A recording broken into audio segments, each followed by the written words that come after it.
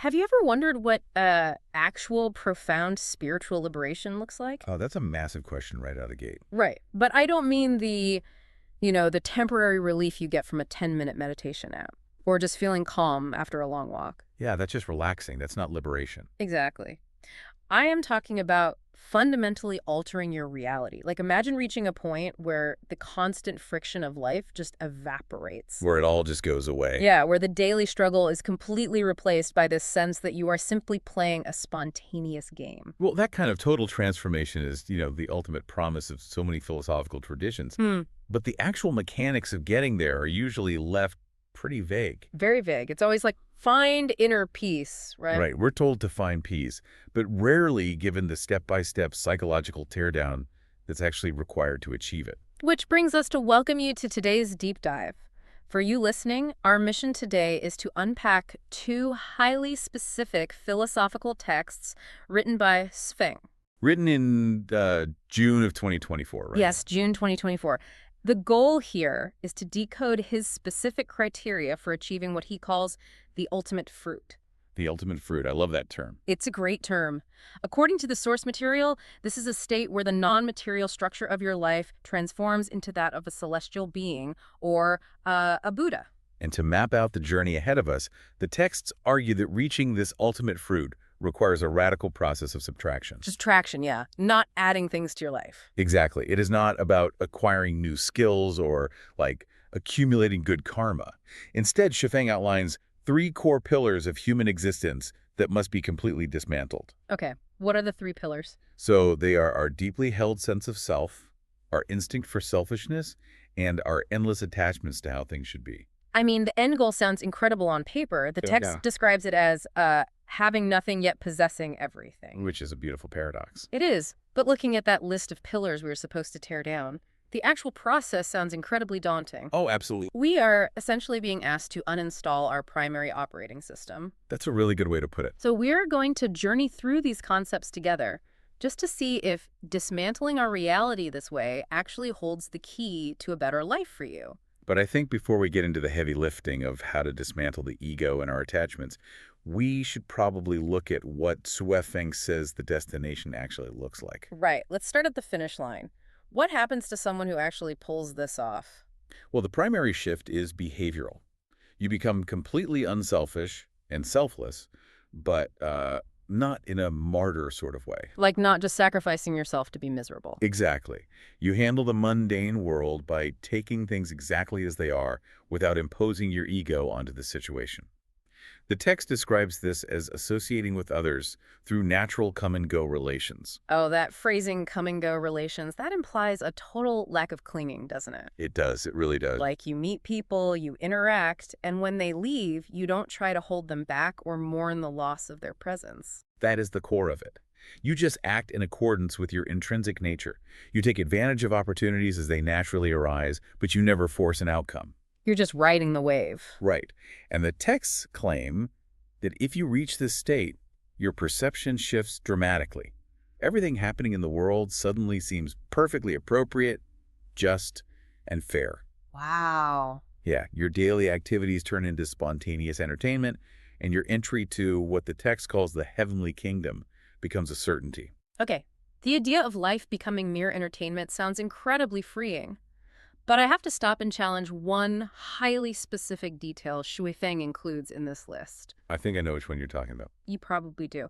The text explicitly says that when you achieve the ultimate fruit, you not only have no fear of death, but you even have a slight longing for it. Yeah, that line definitely challenges our modern sensibilities. It does way more than challenge them. I mean, it seems to contradict our fundamental biology. We have an entire nervous system dedicated to keeping us alive. If a car swerves into my lane, my cortisol spikes, and I slam on the brakes to survive. Obviously. So how can a philosophical text ask us to develop a longing for death when our hardware is literally designed to fight it at all costs? If we connect this to the bigger picture the text is painting, we have to separate the biological reflex from the psychological narrative. Okay, how so?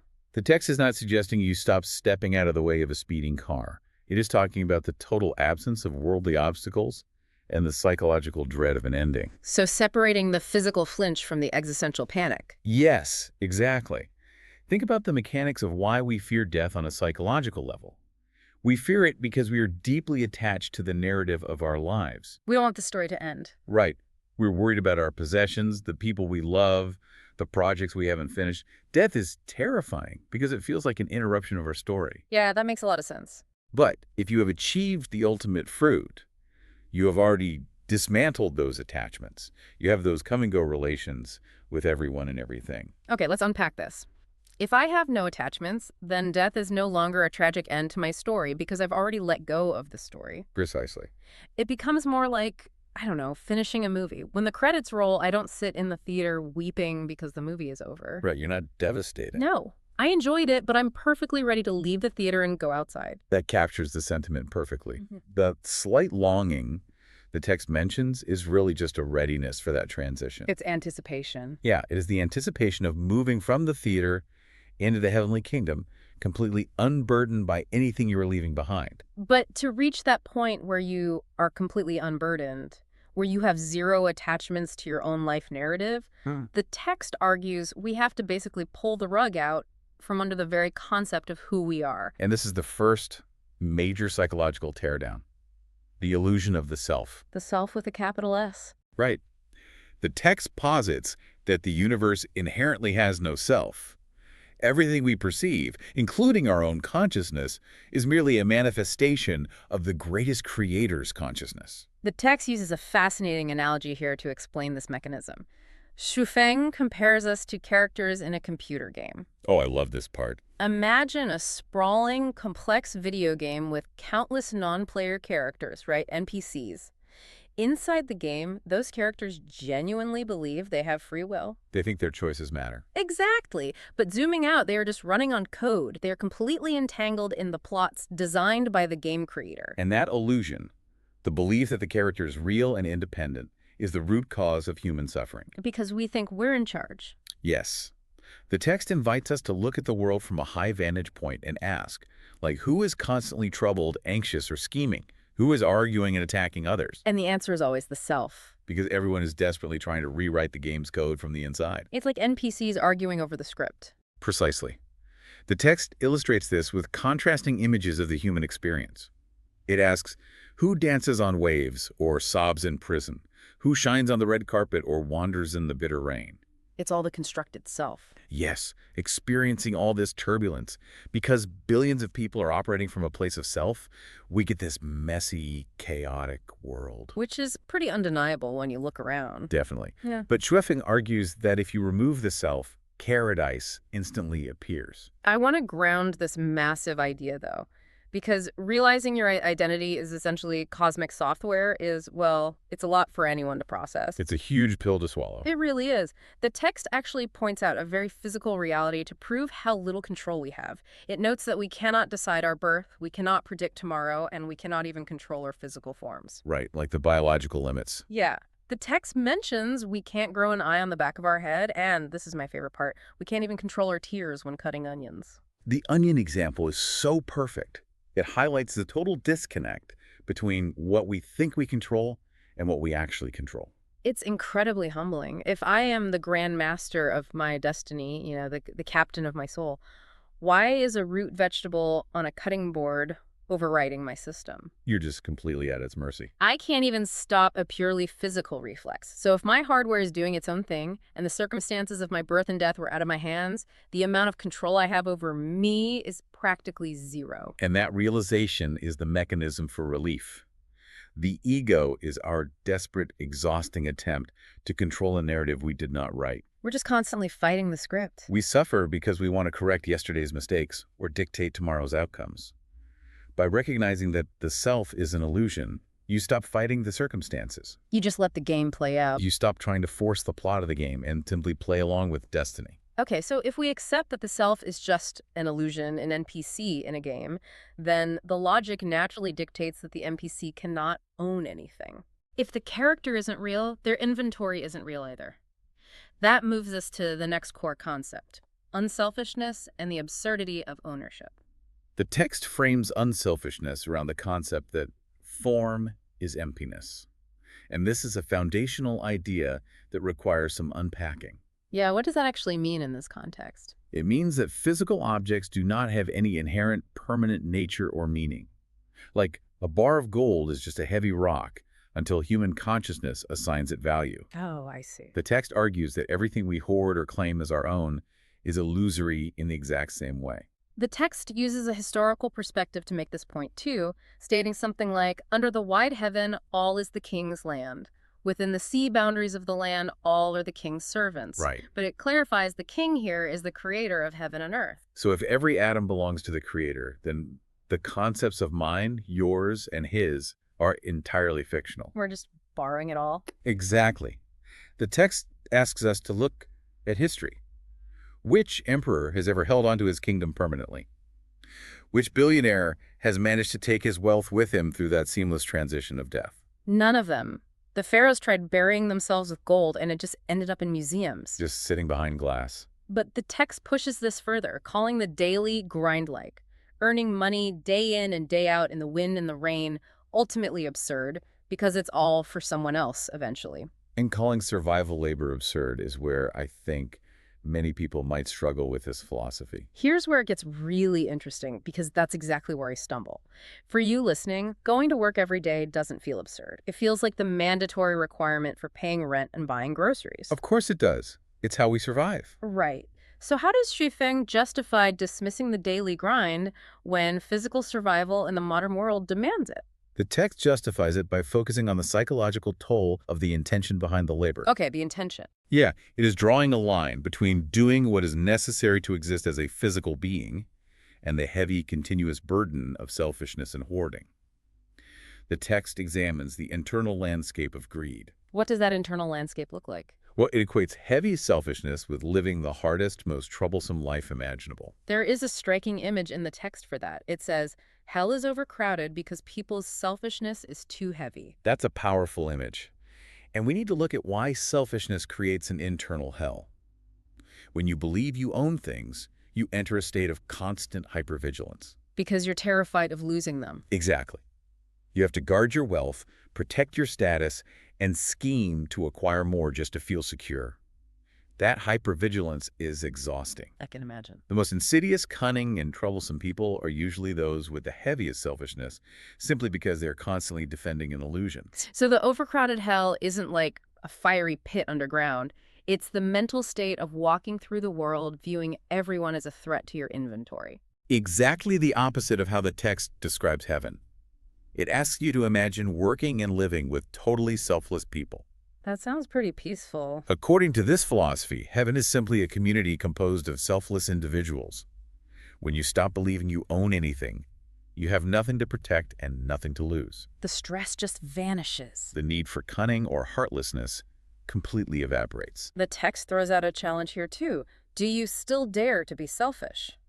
Once you see the mechanics of how greed manufactures anxiety, it makes selfishness look less like a survival strategy and more like self-sabotage. Which leaves us with one final, massive pillar to dismantle. Oh boy, here we go. If we don't own our possessions, and we don't even own our own identities, we certainly do not own the people around us. Non-attachment. Letting go of the need to control others and our environment. Practicing unselfishness with money is one thing, but giving up control over the people in our lives might be the steepest climb of all. Oh, without a doubt. The mechanism of non-attachment here relies on recognizing that everything has its own intrinsic nature, and you are powerless to change it. Like fighting gravity. Yes. The universe operates without words. Mountains exist without attachment. Everything transforms according to its own underlying code. The texts use very grounded examples for this. It says, cabbages and radishes each have their own beauty, and there are no identical things in the world. I love the vegetable metaphors. You work so well, you cannot turn a cat into a dog. Let those who love bread eat bread, and let those who love beer drink beer. Do not interfere. The trap we fall into is confusing our own personal perspective with absolute truth. We all do that. We really do.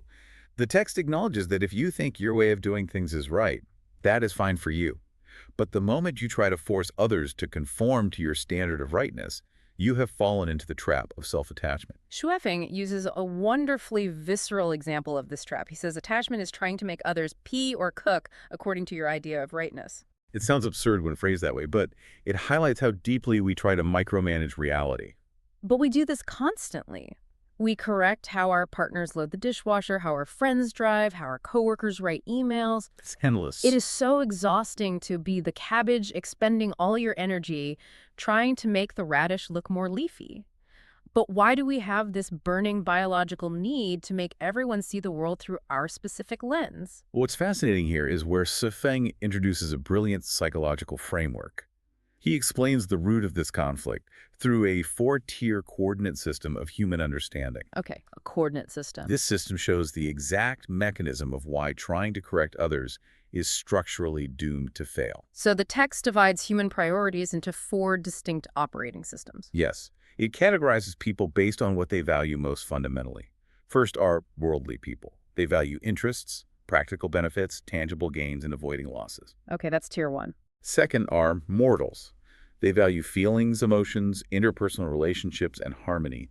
Third are virtuous people. They value logic, reason, truth, and objective facts. And the fourth. And fourth are celestial beings who value spirituality. Interests, feelings, logic, and spirituality. So these aren't just personality quirks. They are entirely different metrics for success in life. And that difference in metrics is exactly why these levels can almost never communicate effectively. A worldly person and a mortal will fundamentally misunderstand each other. Mortals and virtuous people will constantly clash. Let's test the mechanics of that clash. Imagine a virtuous person, so someone driven by logic, and a mortal, driven by feelings, trying to plan a family holiday. Oh, that's a recipe for disaster. Right. The logic person brings a spreadsheet detailing the most cost-effective, time-efficient itinerary.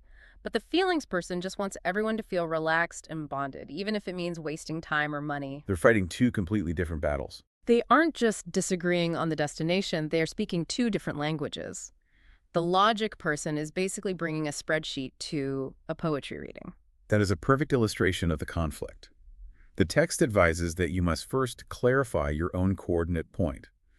Once you identify which tier you operate on, you can achieve peace with others because you stop expecting them to run your software. You stop taking their behavior as a personal insult. Exactly. The text uses a striking proverb to describe the futility of correcting someone operating on a different tier. It is like a hen trying to teach a phoenix how to fly. A hen and a phoenix. It shows a complete ignorance of the scale and reality of the other person's nature. A hen trying to teach a phoenix how to fly. That perfectly captures the arrogance of attachment. So the formula the text leaves us with is simple but severe. Without attachment, the world is peaceful and satisfactory. With attachment, you manufacture your own storms. And with that, we have mapped out the core mechanics of human suffering according to these texts. Let's pull all these threads together for the listener. Achieving the ultimate fruit and reaching that state of a celestial being is entirely a process of radical subtraction. First, you shed the illusion of the self. You recognize you are an actor playing a role, not the author of the script. Second, you shed the illusion of ownership and selfishness. You recognize that form is emptiness. Everything belongs to the universe, and the hypervigilance of hoarding only creates an internal hell. And third, you shed attachment. You realize that you cannot turn a cat into a dog, and trying to force a logic-driven person to act like an emotion-driven person is just a hen lecturing a phoenix. So what does this all mean for you tomorrow morning? Even if you aren't fully ready to pack your bags and head to the heavenly kingdom today, imagine the sheer amount of energy you would get back if you applied just a fraction of this subtraction. It would be life-changing. Imagine walking into work and simply observing the cabbages and radishes without feeling the desperate need to change them. The amount of mental bandwidth we waste on friction and resistance is staggering. Letting go of that friction does bring a profound sense of lightness, but looking at the entirety of this philosophy, this raises an important question that the text points toward but leaves for us to resolve. Oh, what's the final puzzle piece? Well, if paradise truly appears when the concept of self completely vanishes, and if your daily life then transforms into nothing more than a spontaneous game of entertainment, who is the one actually experiencing the joy of playing it? Oh, wow. Right? If the you is gone, who is having the fun? That is a mind-bending contradiction. If the NPC realizes it's just code and vanishes, who is holding the controller feeling the peace? Exactly. We started this deep dive asking what actual profound spiritual liberation looks like. And maybe it really is just that paradox. Realizing the game plays itself, the onions will always make you cry, and the most liberated thing you can do is just enjoy the graphics. It is an entirely new way to look at the screen, at least until it is time to leave the theater. A great thought to chew on the next time you catch yourself trying to teach a phoenix how to fly. Thanks for joining us on this deep dive.